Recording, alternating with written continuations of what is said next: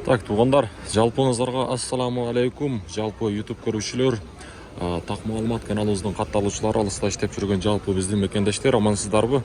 Баарыңыздарга адаттагыдай Ноокат шаарындагы валюта курс бааларын тааныштырайын. Бүгүн 10 сентябрь 2024 жыл, аптанын 2-күнүндө турабыз. Сааттын жебеси мынакей 13:27, 1:27 мүнөт өттү. Мен сиздерге бир аз суук кабар десем дагы болот. Эми кандай десем, мындай Россиядагы жүргөн биздин мекендештерге бир аз рубльдин мындай түшүп жатканын көрсөтөмүн туугандар.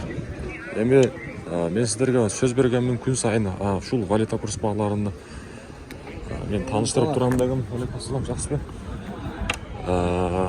Туугандар, ошого мен дагы сиздерге мына ушул бүгүнкү курстарды Ноокат шаарында кандай болуп жатат тааныштырайын.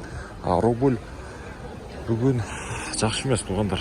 Мынакей 0,915 тиын болуп калыптыр. Доллар 84,00, евро болсо 92,40 тиын болуп калыптыр. Обменниктерде дагы, акча алмаштыруучу жерде дагы рубль бул жактан 0,91 тиын болуп калыптыр. Доллар болсо 84 сом. Бүгүнкү жаңылыктар мына ушундай. Эгерде туугандар сиздер кайсы жактан көрүп атасыздар, ошондо бизге жаза кетсеңиздер аябай кызык. Мынакей бuyakta Айза банкта дагы рубльдин абалы 0,915 тиын, доллар болсо 83,90 түшүп калыптыр. Бүгүнкү Ноокаттагы валюта курс баалары мына ушундай. Каналга катталып, лайктан басып коюңуздар.